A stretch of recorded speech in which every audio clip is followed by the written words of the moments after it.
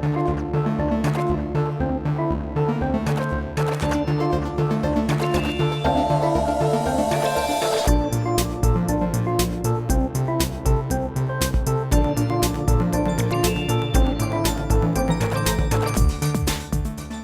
everyone, and welcome to a podcast. The podcast about the games we're playing, the games we're making, and pizza brought to you by Rock Studios. I'm Paul Franzen, the head boy of Rock Studios. I'm Arglefump, the Nancy Drew dude, who is one of the main writers for Rock Studios. How's it going, Michael? It's going fine, and speaking of that intro, I noticed you posted recently about a game that I haven't been writing for, Awkward Steve 2? Oh, yeah, I just literally today just started coding it.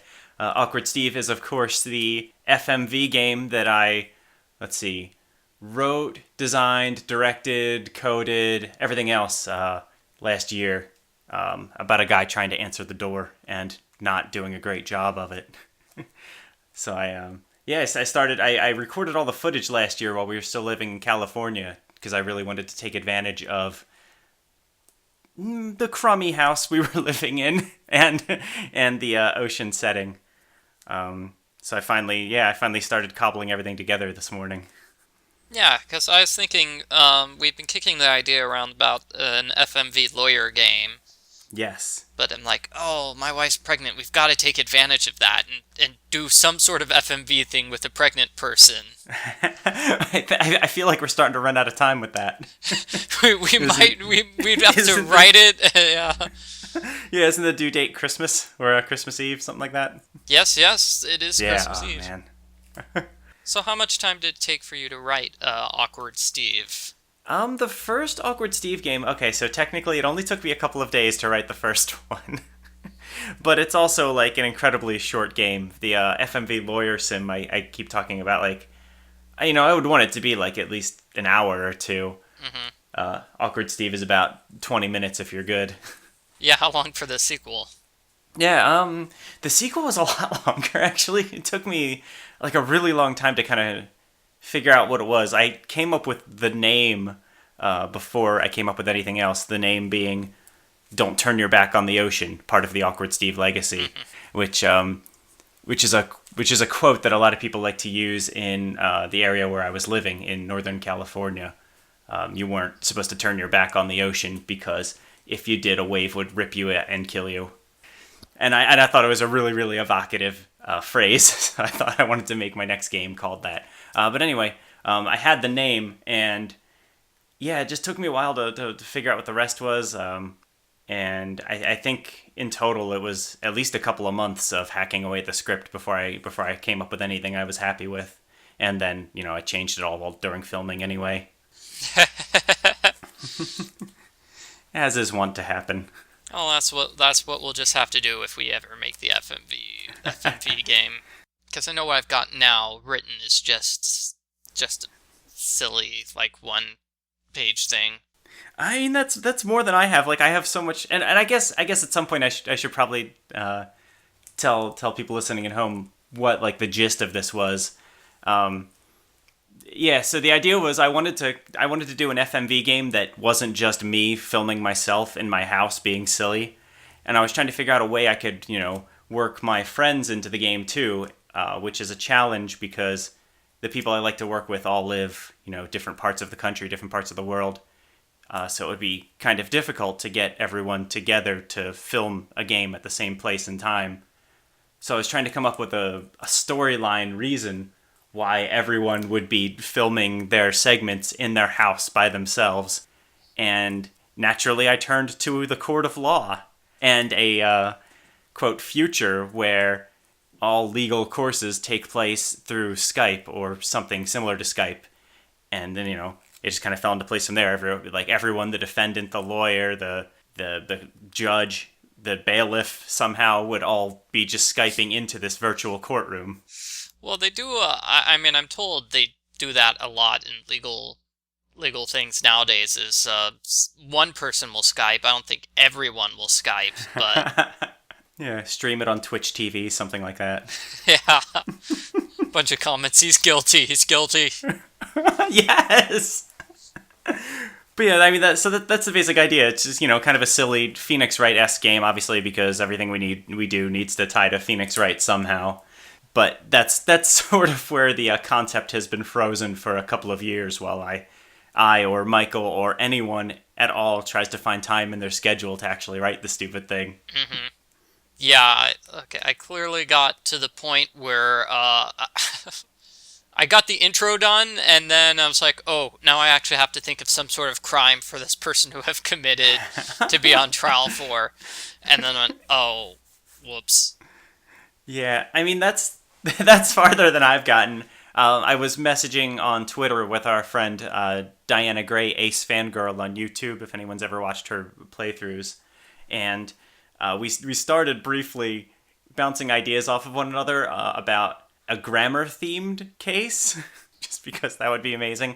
I think the idea was that someone was suing their tattoo parlor because they spelled their tattoo wrong.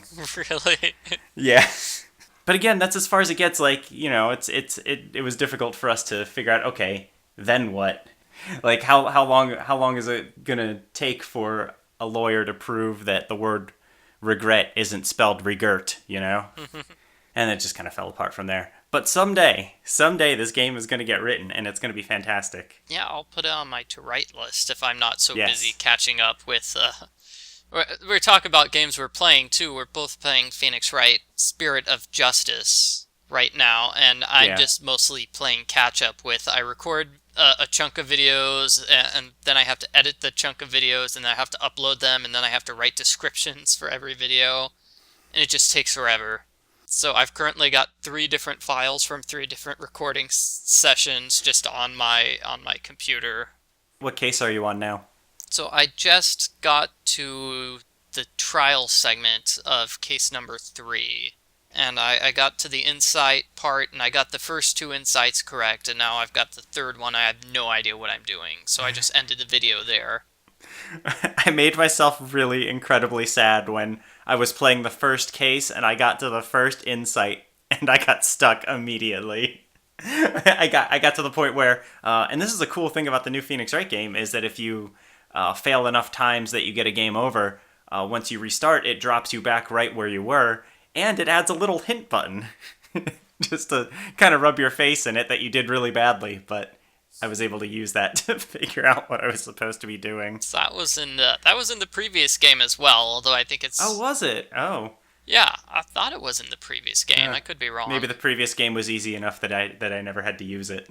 Mm-hmm. But yeah, no, I feel like the insight, and Paul, why don't you explain how it works in case nobody has any idea what you're talking about? Yeah, sure. So, this courtroom that Phoenix finds himself in kind of does things a little weirdly. They have a spirit medium who is able to show you the last several moments of the victim's life and what emotions they were feeling at the time. So instead of the traditional testimony, you get kind of a video footage of what this person saw. Like, you'll see they'll be staring at someone apparently lifting something heavy and about to drop it on their head, and you'll have text popping up that says, like, indicates a song that they were listening or a voice that they were hearing. And then instead of trying to find contradictions in the testimony, you're trying to find contradictions in those feelings.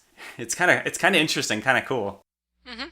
It's way better than the thing they introduced in the last Phoenix Wright game. Where you find contradictions with feelings? Yes, which I guess is actually kind of the same thing. Well, no, I think the difference was that this one you found contradictions more with the senses. The senses. Yeah. So okay. They went from the ceiling feelings to the senses. Yeah. And it's way better than Apollo Justice's facial tics thing, which I just did not like in the slightest. His poker tells. Yeah. Oh my god, I spent so much time just scanning up and down this person's face, oh, did their eyebrow twitch just there, or is it my eyebrow that's twitching because I'm losing my mind? I can't tell. Yeah, that one was just ridiculous. But yeah, are you enjoying the new game so far? I'm liking it. I'm gonna keep playing it all the way through to the end, I suppose. You suppose that's not a very ringing endorsement. Oh, recording it, because I'm doing a walkthrough for it, and that's what's taking forever. If it was just me playing it on my own, I probably would have finished it by now. Oh, now I feel bad. You did that Twitter poll the other day asking people what video you should do next, and I voted for Phoenix Wright. I hope it's not becoming too much of a burden. No. I mean, I've got the entire thing of case 2 recorded. I've just got, like, the last 2 videos of case number 2 to actually write up. How do the hits on these videos compare to your Nancy Drew videos? Oh my gosh, it's not even comparable. Nobody watches Phoenix Wright. Oh, why? Aw, I don't, I just don't know why. There are people who are fans of it, though, so. That's disappointing. And yeah, we talked about this at length in the last episode. How the Nancy Drew people have not put out a game in a year and a half, and it's messing with your income. It sounds like. Well, no, I mean, not Yeah. really. The estimated view total for this year is like gonna be like 2,000 more than last year. Oh, okay. So that's pretty good. Yeah. Yeah. So going back to pizza. Yes, absolutely. Oh, mate, I haven't talked on this podcast about the wonderful pizza I had a couple of weeks ago. I only talked about it on the live stream that Game Cola was doing. I was at an Apple festival here in Ithaca, and they had apple pizza. Apple pizza. Really? It was pizza with, I mean, you can kind of picture it. It was a pizza with, apple slices on it, and instead of tomato sauce, it was applesauce. Yeah, I'm seeing it now. Doesn't that sound delicious? I thought it was looks great. Oh. Oh, I enjoyed it. No, I mean, I'm sure I would like it too. I mean, my favorite all-time pizza was one in New Haven with mashed potatoes on it, so I don't know if I'm really credible in this area. Yeah, well, as a person who works for a pizza delivery place, I'm basically their pizza chef during the day, so. Are you just, like, totally sick of pizza? Yeah, kind of. I'm sorry to hear that. Do it for a year, yeah. Yeah. But, that's why I wanted to do a game about a pizza delivery boy. Yeah. It's basically a way for me to vent about how awful my job is. Well, that's what maybe I shouldn't say this. That's what Franzen Drew and the Mystery of the Missing Mother-in-Law was, right? A way for you to vent issues with wedding planning. Oh man, that wedding plan. Yeah, but basically my notes are just a list of things that happen. Like, for example, I mean, I'll go through the list of weird things that happen. I would love nothing more than to hear this list, please. Okay, number 1. So I don't know how to do this backstory. We've got a couple of clients who are regular clients, but they don't show up fully clothed. Okay. So we've got this one woman who regularly orders, and she never wears pants whatsoever. And I've got this one guy who regularly orders, and he never wears a shirt. He's always showing up in his boxers, or sometimes he's got a pair of sweats, sometimes. I think that's one of my college roommates. There's always smell of drugs and stuff. Oh, yeah, that's him. Okay, cool. I was wondering what he was up to. I guess he's in Oregon now. Yeah, he's a good tipper, though. So that's okay. good. Okay, then it's not him. Never mind. I don't remember if he's a good tipper or not. Yeah. Usually what happens is people who are doing drugs are good tippers because they're not thinking clearly. And so, I mean, on Fridays and Saturdays, the 10 o'clock to 11 o'clock hour is basically what I call, like, the stoner rush, is because pretty much anybody's calling pizza in really late, it's because they're doing some sort of drugs and they're hungry now. Yeah, okay. Yeah, but I still, the woman without pants, she, the weird thing is she never calls in her own orders. Somebody calls in orders for her. So, I mean, this guy will regularly call in. I guess this hasn't happened for months, though, but it was like a regular thing, like, once a week. You call in an order at 12 o'clock for this one girl, and he's never there. It's always just her picking up the pizza, and I always wondered what the story was behind that. Yeah. But yeah, that's something I find really rewarding in game development, is being able to vent your frustrations through your game design, or just incorporate stuff from, your actual life into your game. Like, I mean, Awkward Steve 1 was, very, very silly game, but still based on the reality that I do not one bit like when I hear someone knocking on my door and I don't know who it is and I'm not expecting anyone. And it was a great way to just kind of explore the weird feelings, the weird thoughts that go through my head whenever that happens. And like Life in the Dorms, the first game I wrote, was pretty much a game about how much I didn't like college and didn't like living in the dorms and the weird, dumb experiences I had. But yeah, I mean, that's like I said, I find that kind of thing really rewarding, and I think it makes for interesting, cool games, too. I don't know. No, I think it does, and I still got a huge list of things. Yeah. Oh yeah. Well, what else happens on the pizza route? I don't know what usually. I've got some things here which are just normal. It's like whenever a kid is the one who answers the door, you're never getting a tip whatsoever. So if it's any uh-oh, there's a dog. I hear Rover in the background. Rover, get out! Sorry, President Rover, I should say.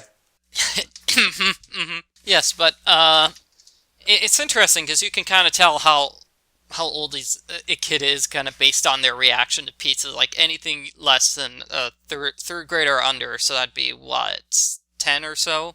Sure. They just go absolutely nuts when there's pizza, and anything older than that, they're too cool to throw a celebration. Yeah, and then you hit 28, 29 again, and people start getting really excited. I mean, I do. Yeah, well, they still come down the stairs, and we'll check out. Wait, is that pizza? But they'll just, I mean, they're just pretending to be too cool for pizza. Oh man, I have a note here. It's like in interaction with a weirdo coworker, and I'm like, oh, I don't even know. I can't even. Which interaction was that?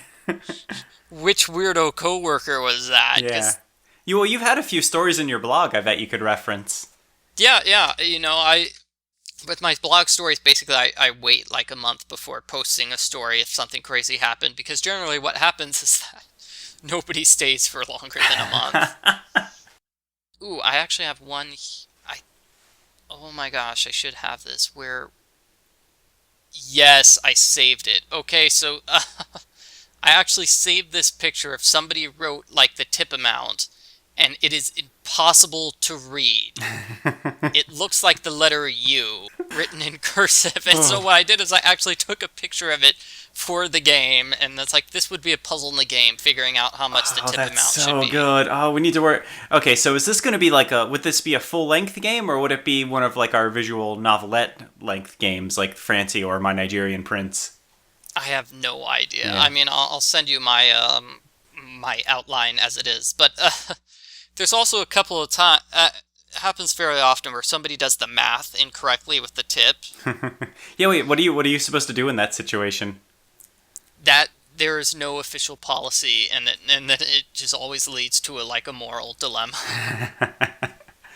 Huh, that's interesting. Yeah, do you go for the higher number, or do you go for what you think they meant to put in? Or, oh man. Yeah, so, I mean, so, you know, they ordered $20, and then they said they put a $4 tip on there, and the amount is $23 total. And it's like, oh, do I give myself a $4 tip? No, they clearly wrote $23. Ah. Oh man, that's such like a Walking Dead kind of kind of situation, like the game Walking Dead, one of their decisions. Like you have to choose which number you go with, and then it has repercussions later in the game. The person chases you down, something like that. Yeah. Or if you went for the shorter number, the person comes back and, you know, rewards you for it somehow, gives you even more money than you would have gotten. Another thing is the people with dogs. Generally, when you're delivering pizza, you get a lot of places with dogs. But these one people, they have these absolutely giant dogs. Like the dogs are like 3 or 4 feet tall. And they had 2 of these dogs just wandering around outside. You know, I pull into the driveway and the dogs just park themselves right outside the door of my car. And so what I had to do was I did this weird dance trying to get the pizza out, and so, you know, open the door and have the pizza out in front, because I've noticed that if I hold the pizza away from my body, the dogs go for the pizza box. You know, they don't go for me. Lure them away from you, sure. Mm-hmm. It's like, these are dogs that could easily maul me if they wanted to, but fortunately they were nice enough dogs. That's what I was going to ask. Do you think they were supposed to be guard dogs, or they just were hanging around for whatever reason. It's still something like the people should. If you've got a big dog, you should put your dog inside the Yeah, house. well, yeah. If the pizza, yeah, if someone's coming to make a delivery, like it would be great if they didn't get eaten by your dog en route. Yeah, another thing people don't do is, oh, I got a delivery, better turn off all the lights in the house and hide in the basement. That sounds like something I would do. Please, please, I just let them leave the pizza. I left the money out. Just don't make me interact with them. Yeah, I don't understand these people that are hiding in the basement, though, because, I have to call them on my phone Yeah. most of the time in order to get their attention. That's always like a half and half when I call somebody if they're going to pick up, because they don't know who I am. It's an unfamiliar phone number. But theoretically, they know pizza is coming. Mm-hmm. So you'd think they'd be on the prowl for something like that. I don't know. There's this one time I got a woman out of the bathtub. Jeez. Why would you decide to take a That's bath? really bad timing. Like, oh, I got a pizza on the way. Better take a bath. I'm sure I can, get all cleaned up. Well, wait. before. Were you super early or super late? No. Okay. No. No. Because I definitely have had experiences where I place an order for pizza and I'm like, okay, I need to shower now. But like, is the pizza gonna come right away? I can't shower. And then the pizza doesn't come for 2 hours, and I'm just sitting around in my own stink in the meantime. And of course, as soon as you go step into the shower, that's when they start ringing on your doorbell. Yeah, it usually depends. It honestly just depends on what time you place the order, and if they've got anything else going on. Because like theoretically, it only takes like 7 minutes for a pizza to cook in the oven. Okay. So so theoretically, it takes max time under 10 minutes in order to get a pizza done. Does your organization have one of those online pizza trackers? No, it does not. See, I always ordered when we had a Domino's in range. I always ordered for them, not because their pizza was any good, but because I liked the little pizza tracker. I thought it was fun. We have a tracker in our store, and that's so not accurate because Oh. what it turns into is just the boss wants to, get our numbers down. And so he'll just knock things off when they're not actually finished or completed. The thing that's super weird, I don't understand this at all, is the order they make pizzas in is just completely random. It's not based on like when the orders came in. No, it's not. I don't understand that at all. But yeah, during rush time, it's basically they just make it in whatever random order they decide to make the pizzas in. Is it like whatever pizza is the quickest to make? Maybe like a plain cheese pizza might go a little faster than a pizza with the works. Yeah, that would be a lot faster. But no, I don't quite understand it. I think the only things Maybe it's whoever like gives the highest tips gets their pizza the quickest. I don't know, but if the client's in the store, we will then rush the pizza. But other than that, I just don't understand why they don't make the pizzas in the order. Because when I'm the person who's in the kitchen, I make them in chronological order. If Yeah, if I you mean that ordered makes a first, lot of you sense. get your pizza first. Yeah. Yeah, no, I mean, maybe you're trying to prioritize people who are actually at the store. Yeah, that could be. Or no, it couldn't be like people who are like physically closest. Like, no, that wouldn't make any No, sense. because the people in the kitchen have no idea where Yeah, that is. of course. We've got one person who's been working here forever, or maybe he just has the town map memorized, because he can take a look at the street and know exactly about how long it takes you to get there and back. Do you ever get any weird orders where people ask you to like draw a smiley face on the pizza box or anything like that? No, that's never happened, and I wish it did. That's disappointing. Wait, actually, do you have online ordering?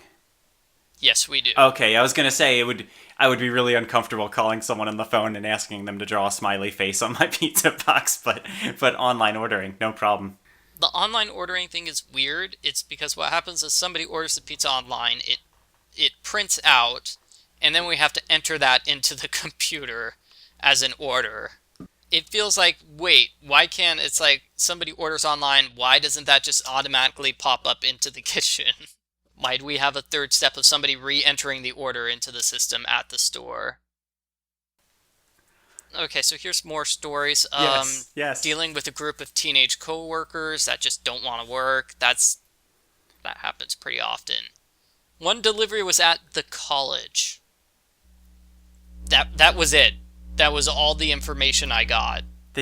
Wait, the delivery location was just the college? Yes. What were you supposed to do? Did it even say what college? They gave us the address to the college, and I got to wander around and have fun with that. Oh, boy.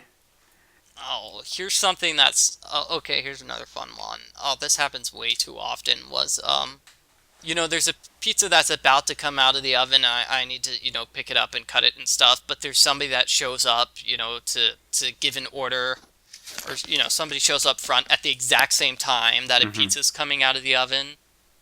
And then you have to play the game. It's like, oh, do I make them wait a minute, or can I get this fast enough before the pizza comes out and gets smushed up?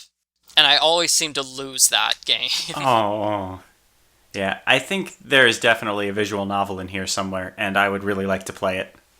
Here's one. Joe gets a $15 tip, and he whistles when he sees it. A woman across the street thinks he's whistling at her, and she calls in the shop to complain. Did this actually happen?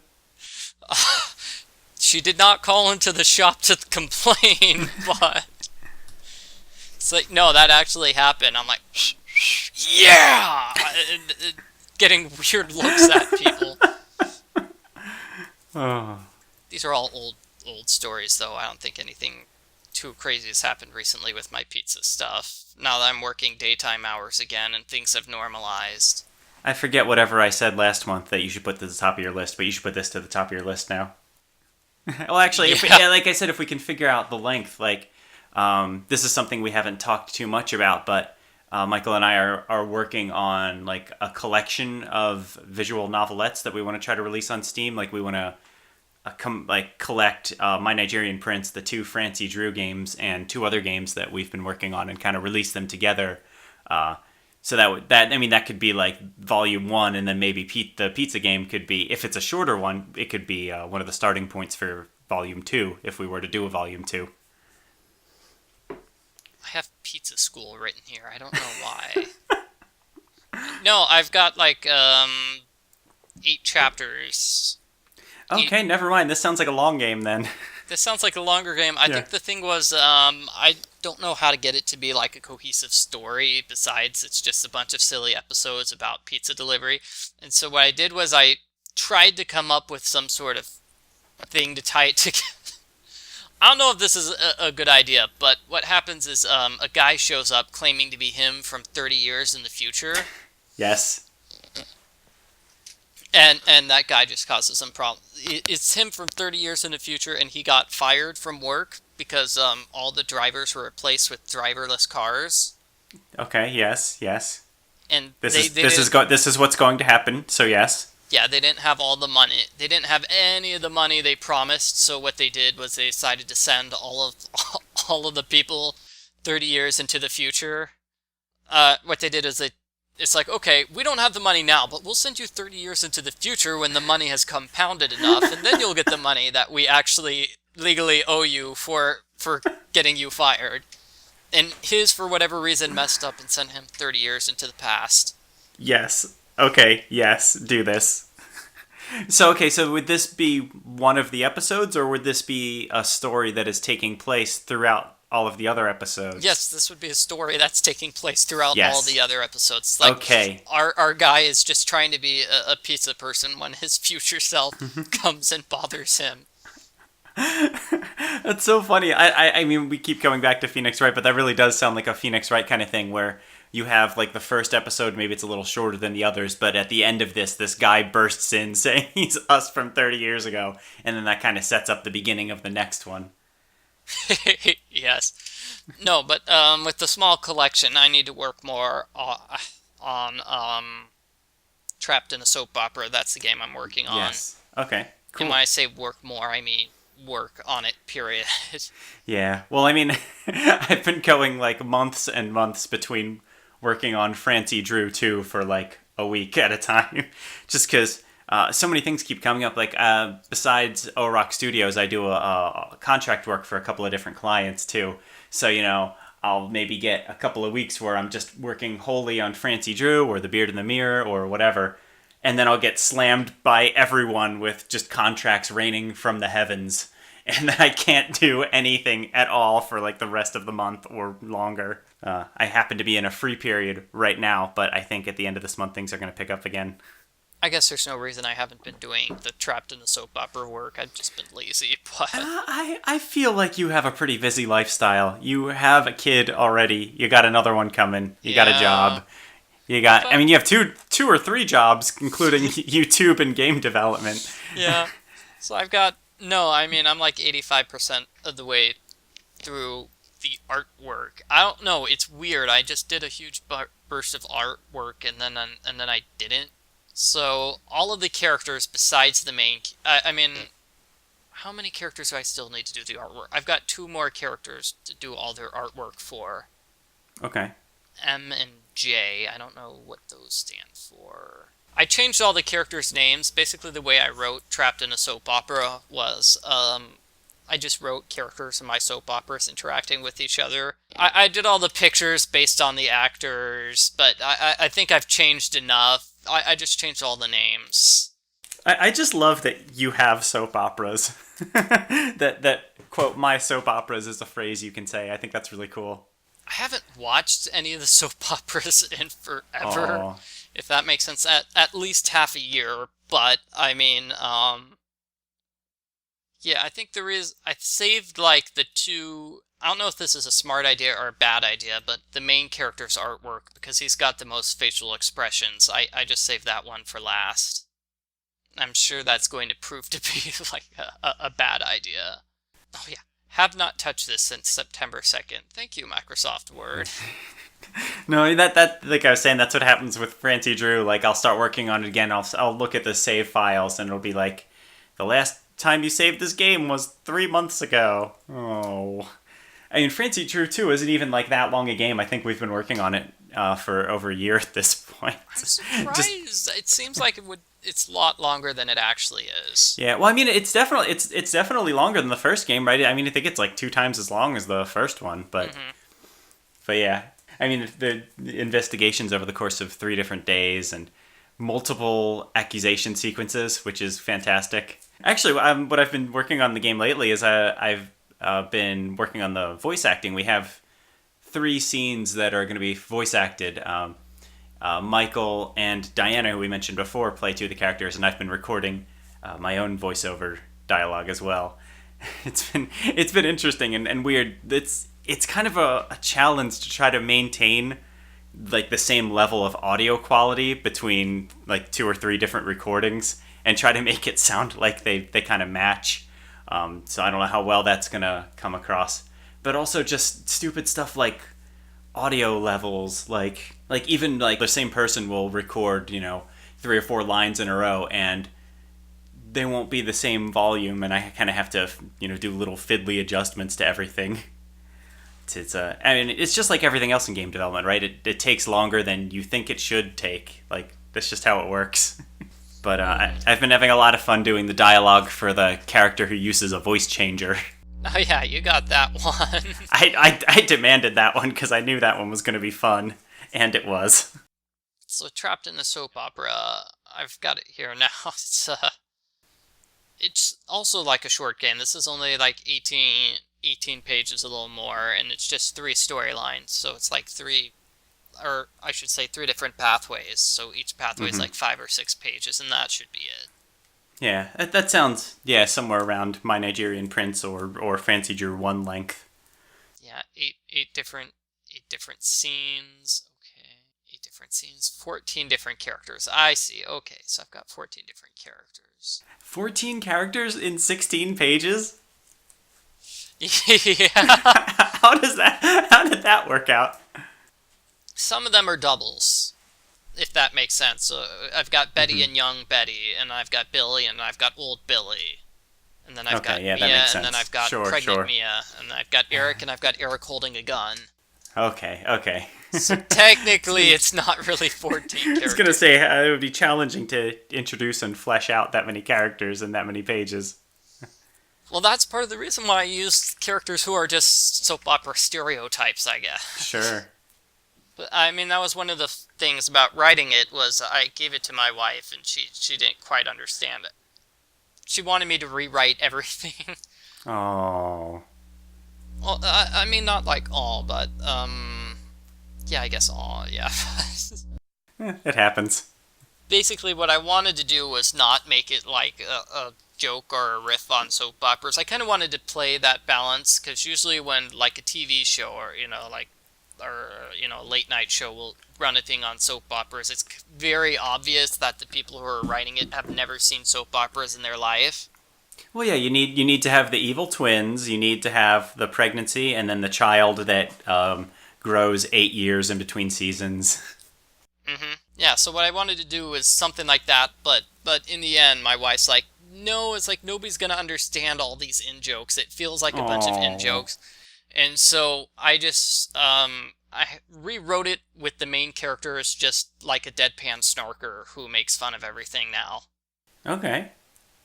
But yeah, you actually named, like, I think every single one of the storylines in the game. Did I? I didn't even mean to. I did read the script at one point, so maybe I actually was thinking about that. I'm not sure. Yeah, evil doubles, crazy pregnancy, and that's what was too the funny. third one? The kids that age, yeah. Yeah. Well, the kids that age, I guess that's not even just a soap opera thing that happens in a lot of shows. That happens in every show, yeah. Yeah, I think one of the things I did that was different was, the traditional soap opera character, which you never see about in parodies, is the old woman or old man. Like, you get some actors who have been on the show for like 30, 40 years. It's just been on the show forever. Mm-hmm. That's pretty common to see in a soap opera. But nobody ever parodies them, because I guess old people parodies aren't very funny. Oh. Do we want to talk about the other short game you've been working on too? Or we're working on? Oh, yeah. What is that? I don't know. No, it's called I believe Who Am I? Oh yeah. I thought you meant like the Adventures of Sherlock Holmes. That was. Oh geez, yeah. which project? Yeah. That's another game to talk about. Yeah. You need to get a big crazy person whiteboard in your office like I have to keep track of everything. So with the Adventures of Sherlock Holmes, that was basically a text game which I tried to write for Choice of Games, and they didn't want to pick it up. But so it was just hiding on my computer at just forever until I figured out a way to put it on Ren'py. Because originally I was going to like try to adapt it for Ren'py and have somebody draw pictures and stuff like that. Mm-hmm. But turned out it's just really simple just to just do an all-text game in Ren'py with no pictures whatsoever. That's interesting. I wonder how often that's been done. And Ren'py is such a flexible engine. Like, you can use it for visual novels. I'll use it for FMV games, and apparently you can use it for just pure text games too. That's really cool. What I did was I just changed the size of the text box so the text box fits the whole game screen, and there you have it. Yeah. So is the game actually done? Like, is it like fully written? Yeah, the game's actually fully written. Oh, is it? Oh, I don't think I knew that. I'd written it like just forever ago, and so Yeah. it didn't take too long to switch from one language to another, I guess. Oh, maybe we should include that in our little bundle that we're working on then. Oh yeah, nobody's buying it, Yeah. so. Oh, is it on itch right now? Oh yeah, it's on itch right now. Oh yeah. Hey, everyone can go look that up right now if they'd like to. Along with My Nigerian Prince and Francie Drew 1 if they want. Yeah, it's the Adventures of Sherlock Holmes. I also kind of wanted to do like a different Adventures of Sherlock Holmes game. I think it's weird to want to do multiple games based on the same book, but I was thinking of something just like a multi-genre game. So something like Sherlock Holmes, where it's just like eight different chapters or 8 distinct stories, but like chapter 1's an RPG, chapter 2 is a dating sim, chapter 3 is an action game. That would be really difficult. You would need a very, very flexible engine for that. Yes, that's why. Well, we could do different genres of story, maybe. Well, actually, we were talking about that for a different game before, but you could do one pathway that's sci-fi, one that's mystery, one that's romance. Something like that. The different genre of game, man, that would be interesting. That would be tough. I know it was a popular at some point to do that with RPGs. We're just going to do a huge segment, which is a completely different genre, and pretend it's not an RPG anymore. Oh yeah, well there's that fantastic game that I talked about a lot on Game Cola years ago, but it was a Wii game called Sakura Wars, So Long My Love, and like 80% of the game was like visual novel dating sim, except that there was a giant battle with robots at the end of each chapter, like just turn-based RPG combat. And this is going to make someone angry, but it was probably one of the best RPGs I've ever played, just for that reason. Like, I mean, the thing I find kind of tedious about traditional turn-based RPGs is all of the tiny, stupid little battles you have to go through just to progress the story. And this game got rid of them all and just had boss battles and story and dating, and it was fantastic. And singing and music. I want to play it again right now. That's like the perfect RPG for me, is one that gets rid of most of the RPG stuff. I mean, I remember you talking about that, and that made me think like we should be able to make like an RPG. Something along the lines of like football or something. I feel like there should be some way to work sports rules into an RPG, and that would make it different. What? So, I mean, like in football, you get 4 turns, and you have to do at least 20 damage to the enemy with every 4 turns. You have to do at least every 4 turns. You have to do at least 20 damage to the enemy. Cumulatively. Yep, that's how football works. Yeah. Or else it they get, or it's their turn. Can it also be a dating sim? That was about that was as far as I thought about the matter. Nope, football dating sim RPG. Put it on the list. Put it just because one of my friends, I posted on Facebook. It's like, I can't believe this football game. My friend's like, I have no idea what you're talking about. What does that mean? It's like, okay, pretend it's an RPG and you got the boss down to 5% health. You did that 4 times in a row, and every single time you ran away from the battle instead of finishing off the boss. That would be so interesting. And she's like, wow, that totally makes sense to me now. I can understand why you were frustrated with the team for being bad. I mean, so I guess we could use something like RPG Maker to do. Actually, I wonder if you could hack like a really, really simple turn-based combat engine into Ren'py. I wonder, maybe I could search on the forums to see if anyone's tried that before. But failing that, I mean, I've never used it before. We could mess around with RPG Maker.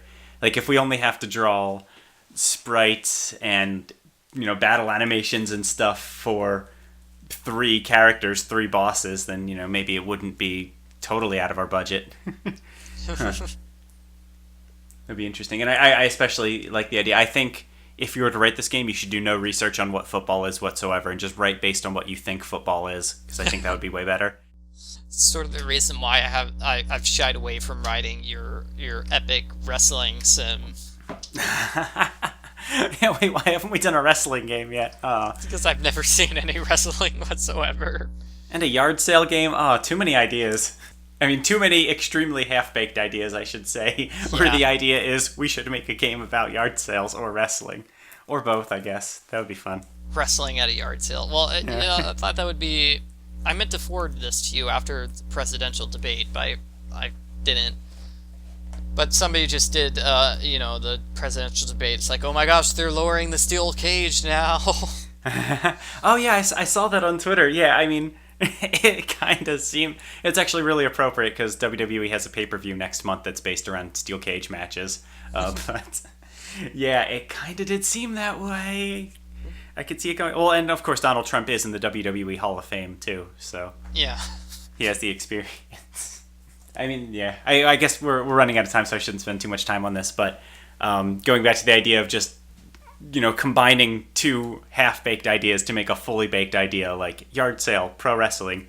I actually find that's kind of an effective way to think about game development or to come up with a premise for a game. Like, for example, Awkward Steve came about because me and one of my friends were talking about the idea of a game based on this guy who cannot deal with others socially, making a game about someone who is just scared to open the front door. And I was like, oh, that's interesting. I wonder if I could do something with that. And simultaneously, I had been already wanting to just make a weird FMV game, just filming it on my iPhone. And, both of those ideas just kind of struck together, and I was able to combine them into one thing, where otherwise they might not have ever been anything if they were just left separate.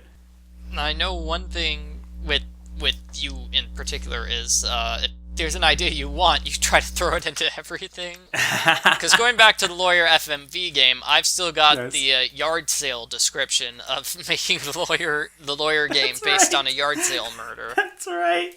And I know you wanted to do something with an emoji puzzle, and so you We're tried gonna to stick squeeze that that into in Cat somewhere. President. It's gonna happen eventually. That's a good idea. You wrote the puzzle, man. We're gonna use it. I wrote it, yeah. I'm not sure how good it was, but Yeah. I think it ended up pretty well, actually. Yeah, it's. I mean, I think that's interesting. That's like part of like you and I both are weird like game dev brainstorming. Like we just do it on Twitter. Like we'll just have random ideas and just fire them at each other on Twitter until something sticks. I think that's a really interesting way to make games, and it's certainly something that couldn't have existed 10 years ago, maybe 5 years ago. How old is Twitter? 10. Yeah, I'd say like over 10 years, Yeah. I think.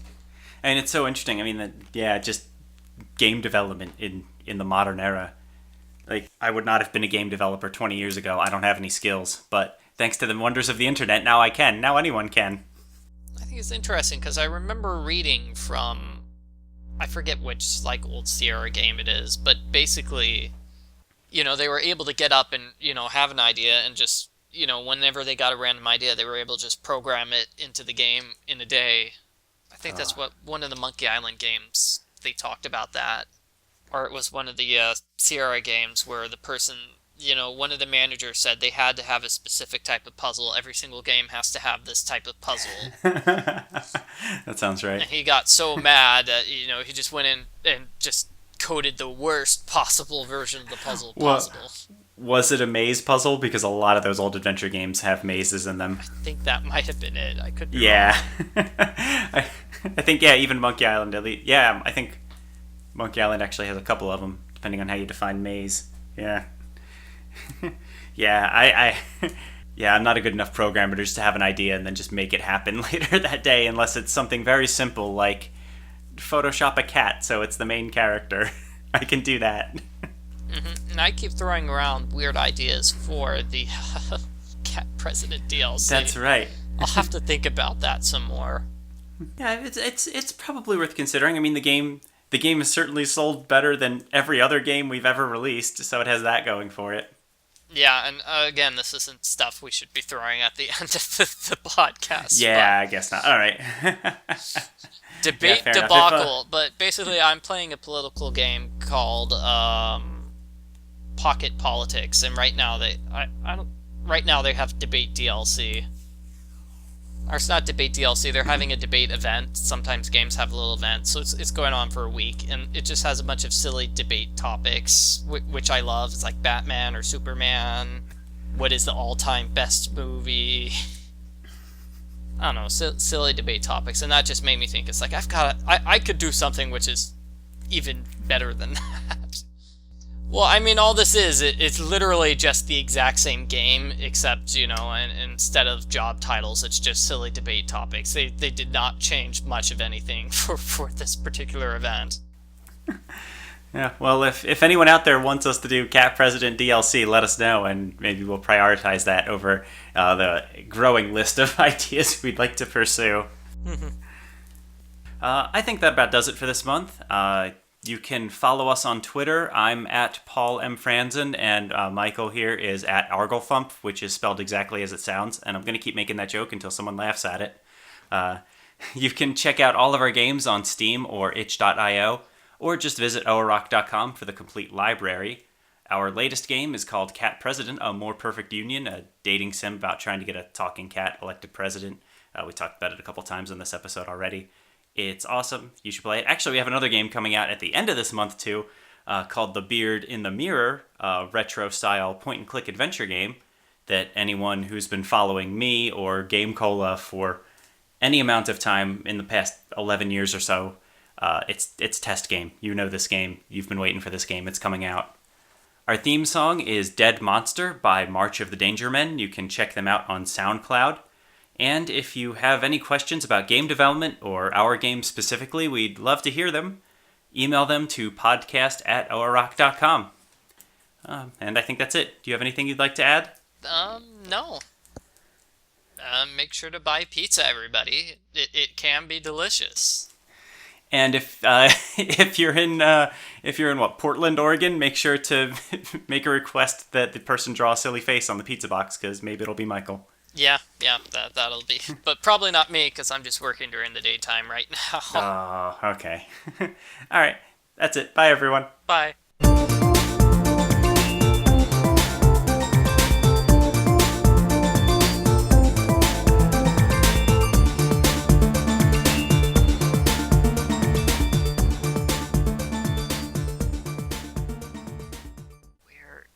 Here we go. Nancy True Files 18 was originally titled Triangle of Malice. Then they tried out Square of Meanness and Dodecahedron of Ill Intent. That's funny. Eventually they settled on Circle of Evil. Because that's the name of the book, Circle of Evil. That's funny. Well, that's like the Xbox indie game Excruciating Guitar Voyage, which was a name that people had brainstormed as a possible name for Guitar Hero earlier. They just took that and ran with it. Oh, God, that was such a good game. I love that game so much. Love that game so much.